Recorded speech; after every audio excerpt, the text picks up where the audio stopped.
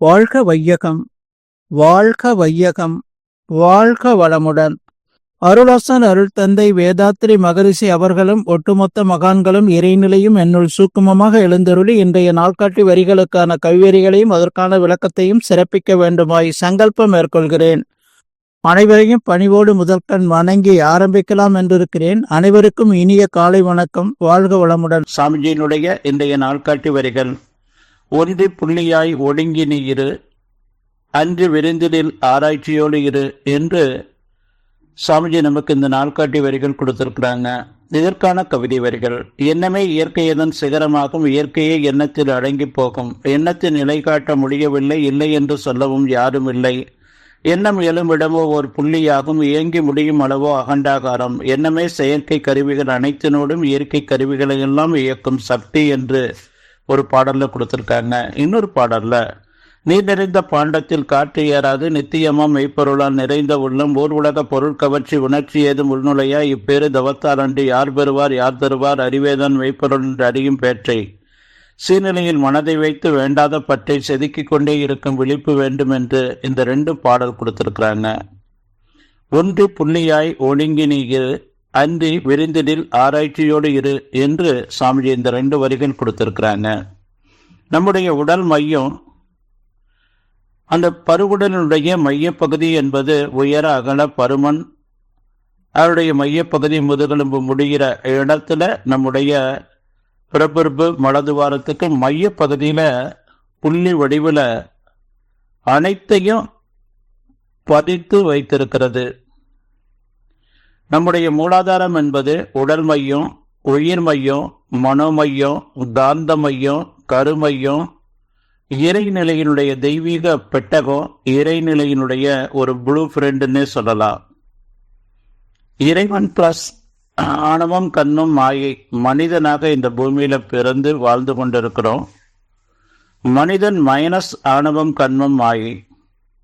நம்மிடம் இருக்கக்கூடிய அந்த சஞ்சித பதிவு என்ற அந்த பதிவையும் சங்கிலி தொடராக வந்த பதிவு, அதே போல பிறந்ததற்கு பிறகு உள்ள பதிவு,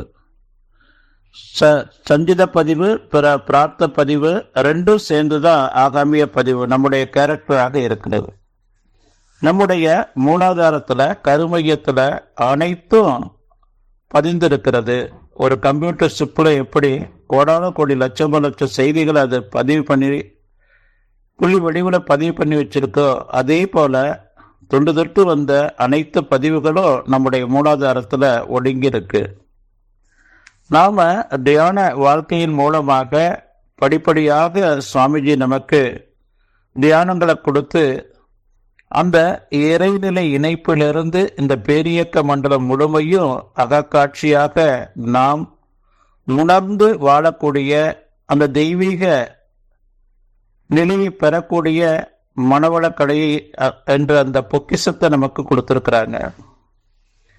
நாம உடல் மையத்துல இருந்து அனைத்து கலந்த பதிவுகளையும் தூய்மை செய்து கொண்டு தியானத்தின் மூலமாக மௌனம் தற்சோதனை என்ற அளவுல நம்மை நாம் தெய்வீகமான ஒரு நிலைக்கு மாற்றிக்கொண்டோம் என்று சொன்னா, அந்த இறை நிலையே இப்பிரபஞ்சம் முழுவதும் நிரம்பி இருப்பதையும் அதே நாம வந்திருப்பதையும் நாம உணர்ந்து கொண்டு வாழும்போதுதான் ஒரு பேரானந்தம் என்பது நமக்கு எப்பவுமே இருக்கும்.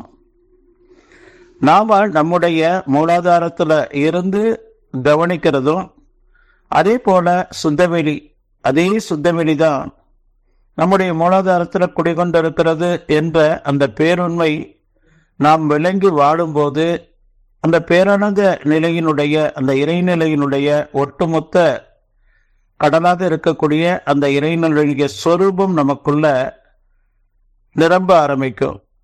அந்த நிலையில வாழ்ந்தவர்கள் தான் மகான்கள் அனைவரும். இந்த பூமியில எண்ணற்ற ஜீவ சமாதிகள் இருக்கு. வாழும் காலம் வரையிலும் அந்த இறைநிலை இணைப்போடு இறை பணிய அவங்க சிறப்பாக செய்து வந்தாங்க. இந்த புவி மடல் விரிந்த பூவனவே மலர்ந்த மதி கொண்டு மண்ணுலகில் மயக்கம் நீங்கி வாழ்க என்று சாமிஜி சொல்லுவாங்க. தாமரை குளத்துல தாமரை அது உற்பத்தியானாலும் அந்த தண்டு, அந்த மலர் எல்லாம் அந்த தாமரை சகதியிலிருந்து, அந்த குளத்திலிருந்து எப்படி ஒரு அடி உயரத்திற்கு உயர்ந்து நிற்குதோ, அதுபோல மடல் விரிந்த பூவனவே மலர்ந்த மதிகொண்டு மண்ணுலகில் மயக்கம் நீங்கி வாழ்க. இந்த பொருள் புகழ் செல்வாக்கு புலனின்பம் பாழ்கவற்றி என்ற இந்த நிலையில புகுந்து அழுந்தி வாழாம நாம நம்முடைய அந்த ஜெனட்டிக்கை தூய்மை செய்து கொண்டு இறைநிலை இணைப்போடு இருந்து நாம வாழும்போது பேரந்த நிலையில மகிழ்ச்சியாக வாழலாம் என்று சொல்லி நன்றியோடு நிறைவு செய்து கொள்றேன் இன்றைய சிந்தனையை. வாழ்க வளமுடன், வாழ்க வளமுடன்.